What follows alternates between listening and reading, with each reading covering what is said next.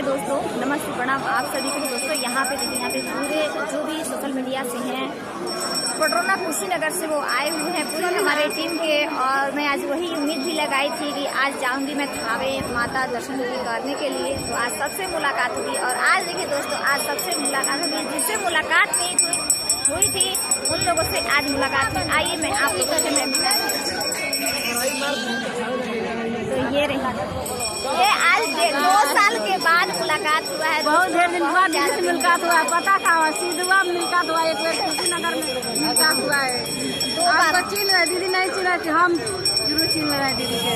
हाँ, वैसे फिर आप बोले तो हमें तो याद आ गया कि मुलाकात हुआ था वहीं चला। उसके